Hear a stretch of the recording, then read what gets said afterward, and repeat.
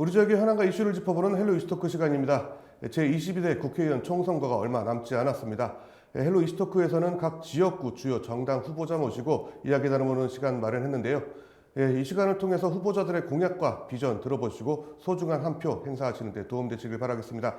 지난 시간에 이어서 원주시 을선거구 후보 만나보도록 하겠습니다. 원주 오픈 스튜디오에 국민의힘 김한석 예비후보 나와 계십니다. 안녕하세요. 안녕하십니까. 자, 먼저 카메라 보시고 시청자 여러분들께 좀 인사 말씀 부탁드리겠습니다. 안녕하십니까. 30년 예산 전문가, 경제 전문가 김한섭 후보입니다. 저는 작년 말 기획재정부 2차관을 끝으로 공직 30년을 마치고 약 2주 전에 국민의힘 공천을 받아서 오늘 방송으로 인사드리게 됐습니다. 만나서 반갑습니다. 예. 자, 이제 계속해서 좀 간단히 출마의 변 좀 들어봐야 될 것 같은데요. 한 말씀 해주시죠. 네, 원주는 성장 잠재력이 매우 큰 도시입니다. 사통팔달, 교통망이 정비되어 있고 또 수도권과 가까운 이점도 있습니다. 거기에다가 치악산 같은 주변 자연 환경이 아주 뛰어난 도시입니다. 그래서 강원도에서는 유일하게 인구가 느는 도시입니다. 근데 지난번 방송에서 송기현 후보께서 말씀하셨듯이 최근 원주는 정체되어 있습니다. 그동안 변한 게 별로 없습니다. 제 생각할 때 가장 큰 이유는 원주가 어떻게 발전해야 되는지 큰 그림을 그리고 그 청사진 하에서 정책을 펴야 되는데 지난 10년간 그런 정책을 큰 그림을 그리셔야 되는 분들이 그 책임을 다하지 않은 것이 아닌가 이렇게 생각됩니다. 그러다 보니 같은 돈을 투자해도 그게 전체적으로 쓰이지 못하고 단편적으로 투자되었습니다. 그래서 원주가 한 단계 업그레이드 되는데 제약이 있었습니다. 저는 30년 경제 전문가 또 전략을 세우는 전문가로서 제가 그동안 쌓았던 경험을 바탕으로 원주가 한 단계 업그레이드 되도록 제가 힘쓰겠습니다. 그러기 위해서 제가 이번에 출마했다는 말씀을 유권자들께 드립니다. 예, 그렇군요. 자, 뭐 어차피 방송 여러 번 해보시지는 않으셨잖아요. 그렇습니다. 편하게 하시면 될 것 같습니다. 네네. 자, 이제부터는 조금 이제 후보자님의 생각을 좀 들어보는 시간이 될 텐데, 자, 김한석 후보가 생각하는 이번 제22대 국회의원 좀 얼마나 중요하다고 보는지 좀 말씀 좀 해주시죠. 네, 22대 국회의 중요성은 지금 우리가 직면하고 있는 여러 가지 문제를 해결해야 되는 그 무게와 동일하다고 생각합니다. 경제 분야 예를 들어보겠습니다. 22대 국회는 21대 국회처럼 경제 논리를 무시하고 정치적인 논리로 억지로 경제 정책을 만들거나 억지로 산업 정책을 만드는 그런 입법을 하면 안 됩니다. 우리 국가 미래와 우리 국민의 앞날을 생각해서 좀 더 정교하게 준비된 그런 투자와 정책을 펴 나가야 되겠습니다. 특히 서민들과 중산층을 보듬는 일, 또 소상공인과 중소기업인들을 어려움들을 도와주는 것들은 여야 관계없이 진영을 떠나서 합심하고 같이 협의해야 된다고 생각합니다. 예, 그렇군요. 사실 뭐 소상공인이나 서민들을 챙기는 데 있어서는 뭐 말씀하신 것처럼 여야를 가릴 필요가 없을 텐데 그것이 가장 근간이 돼야 되지 않을까라는 좀 생각을 좀 해봅니다. 근데 후보자님께서도 지금 국민의힘 인재 영입으로 입당을 하셨어요. 네, 그렇습니다. 국민의힘이 왜 후보자님을 선택했을까? 어떻게 보세요? 아마도 제가 그동안 경제 관료로서 경험했던 경제를 보는 눈, 그리고 어떤 아이디어를 구체적으로 정책화하는 실행력, 이런 것들을 보지 않았을까 생각됩니다.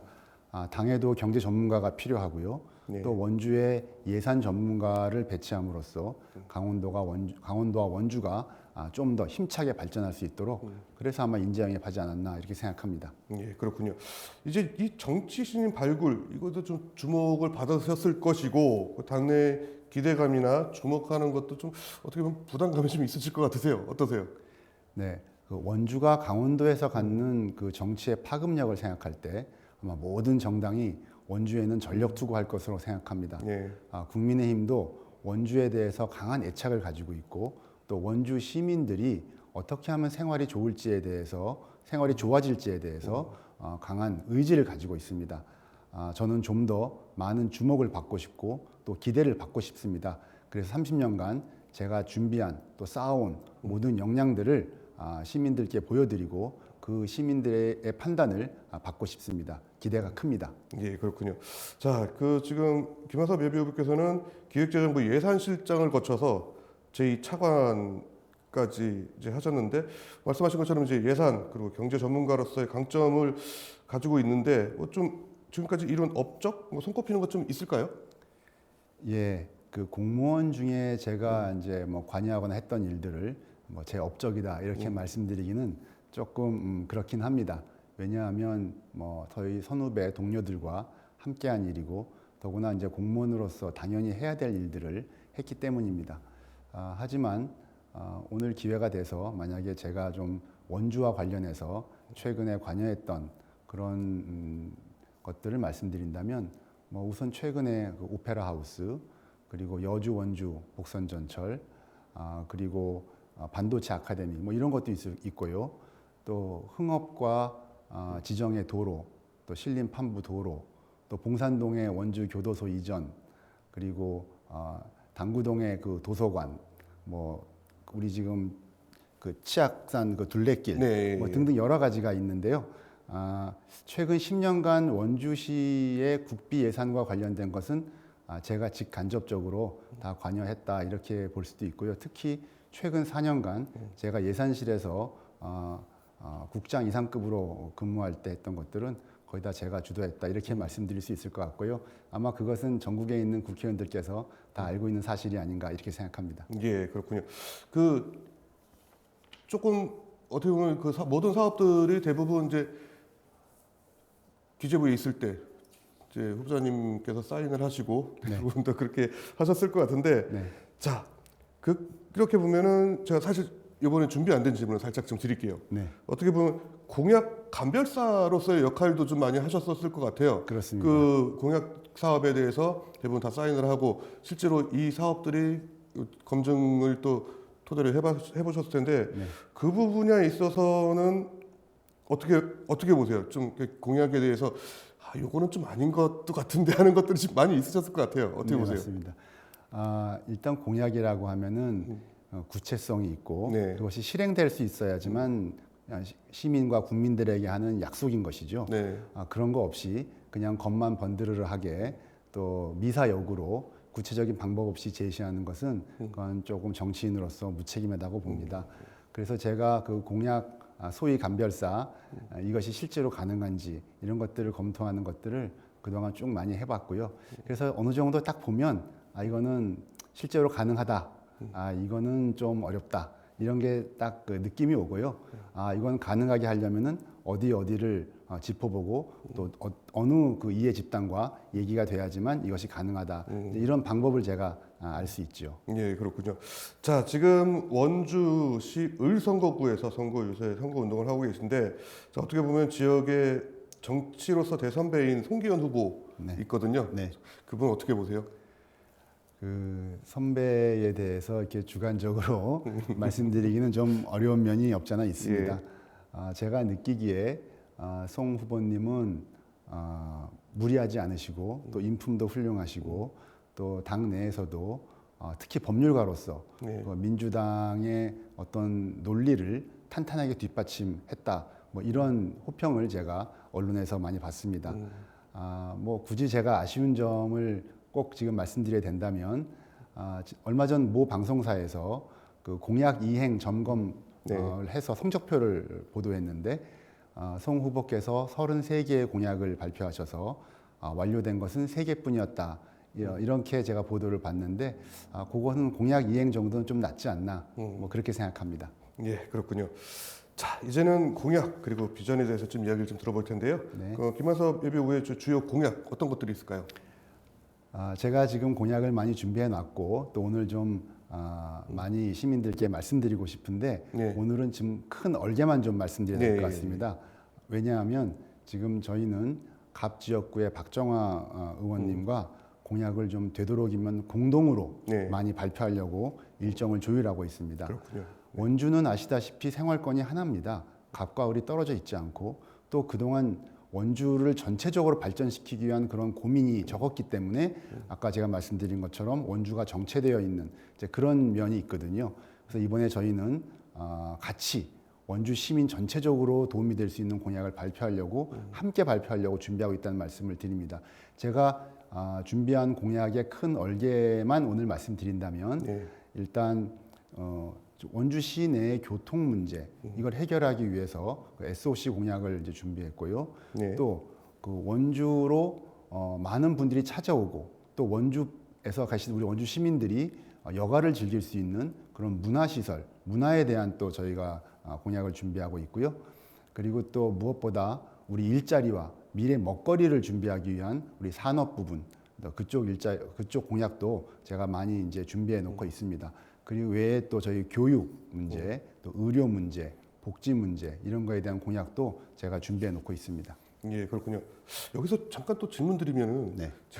좀 지역적인 거긴 하지만 지금 관설 IC 있잖아요. 지금 그 예산을 받아 추진하려고 하는데 지금 뭐 12 가지고 하고 있지만 이게 근데 한쪽만 열리는 그렇습니다. 거기 때문에 이게 실효성이 좀 있을까라는 이야기들도 좀 많이 있어요. 네. 반대편도 함께 이제 국비를 받아서 할 수 있는 여지가 있을까요?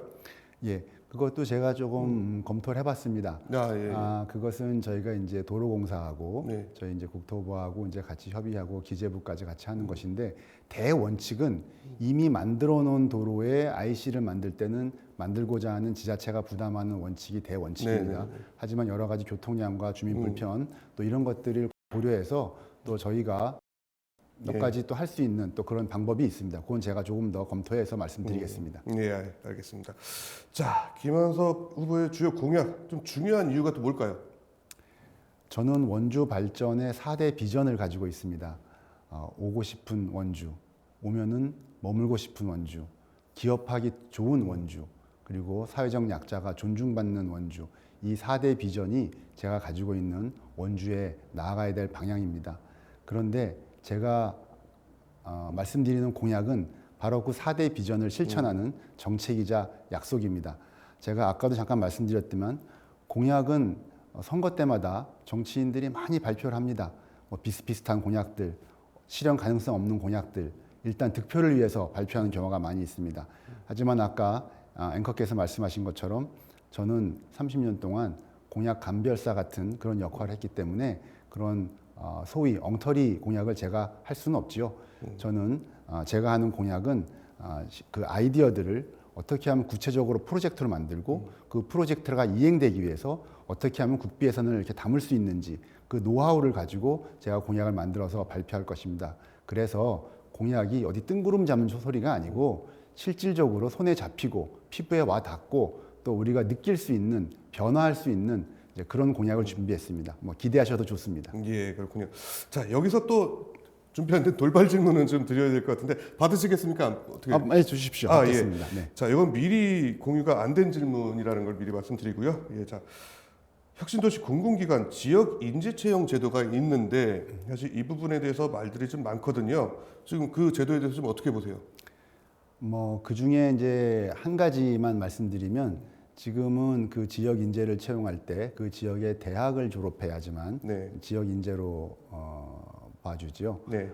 무슨 30%, 20%, 50% 이런 얘기도 있지만 일단 제일 근간은 제가 볼 때 지역 인재를 어떻게 보느냐, 네. 지역 인재 채용을 하는 이유가 뭐냐 이걸 봐야 되는데 저희가 중학교, 고등학교를 원주에서 다니고 만약에 다른 지역에 나가서 또 실력을 쌓고 그리고 나서 이제 원주로 돌아와서 원주를 위해서 직장을 갖고 일하겠다, 정착하겠다라고 한다면은 그 조건을 대학만으로 고집할 필요는 없다고 봅니다. 네. 원주에서 유년 시절을 보내고 더 큰 인물에서 돌아오면 그 사람들을 채용하는 것이 또 원주를 위해서 좋은 것이 아닌가 이렇게 생각합니다. 예, 그렇군요.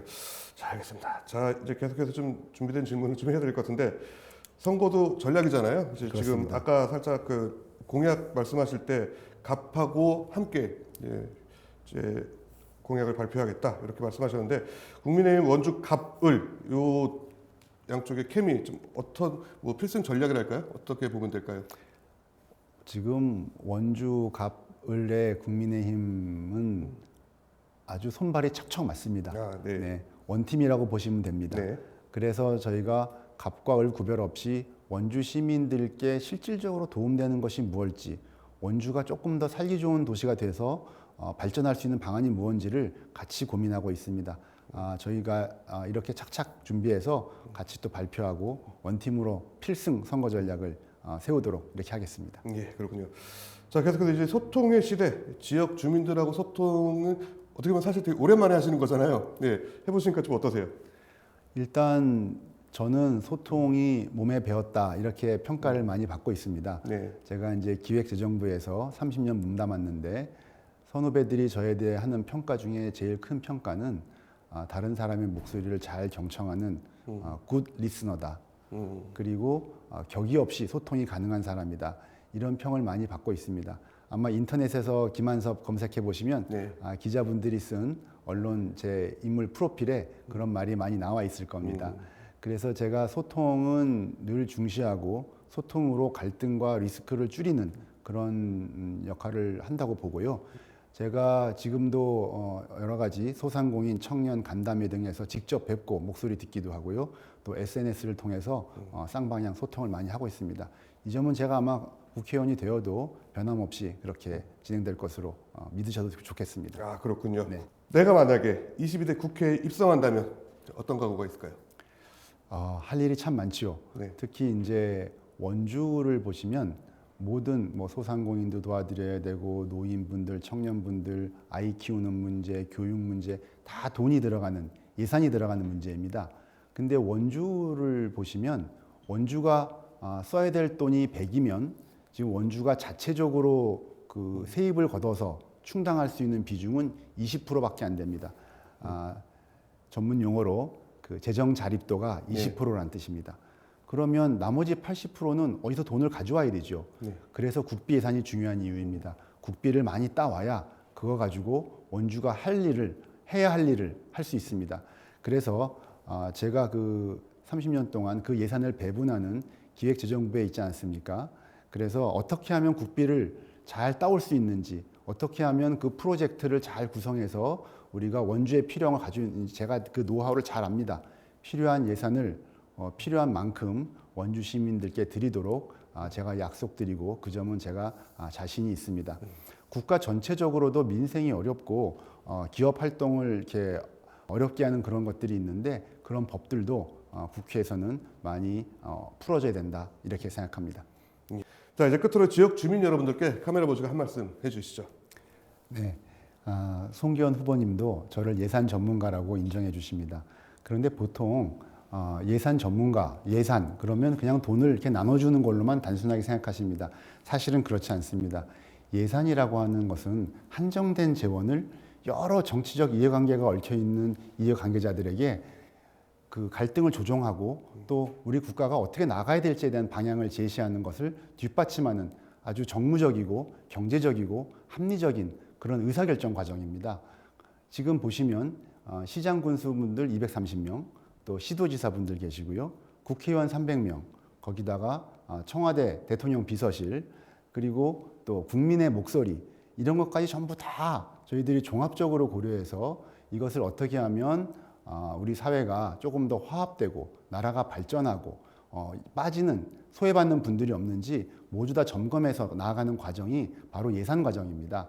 이런 것을 총괄 지휘하고 깊숙이 관여한다는 것은 국정 운영에 참여하는 그 자체입니다. 그래서 제가 30년 동안 그런 경험이 많이 있어서 그런 걸로 저희가 원주를 좀 발전시킬 수 있다 이런 말씀을 드리고요. 또 추가적으로 제가 그런 국정 운영 과정을 예산 배분 과정을 조정하다 보니까 수많은 국회의원님들을 만납니다. 만나보면 어떤 분들이 힘이 있는 국회의원인지 알 수 있습니다.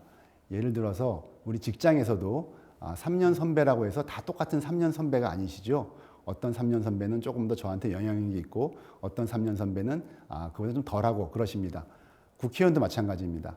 3선이라고 해서 다 똑같은 3선이 아니고요. 초선이라고 해서 다 똑같은 초선이 아닙니다. 다 차이가 있는 것이죠. 그리고 제가 하나 더 말씀드리고 싶은 것은 이제 우리 원주 민생을 좀 보듬고 또 원주 경제를 발전시키기 위해서 어떤 사람이 필요하냐? 과연 법률가가 더 필요하냐? 아니면 예산, 경제 전문가가 더 필요하냐? 이런 것을 잘 판단해서 이번 선거에서 저를 선택해 주시기를 간곡하게 부탁드립니다. 감사합니다. 예, 여기까지 말씀 듣도록 하겠습니다. 오늘 시간 내주셔서 감사합니다. 감사합니다. 헬로 이스토크 오늘은 여기까지입니다. 시청해주신 여러분 고맙습니다.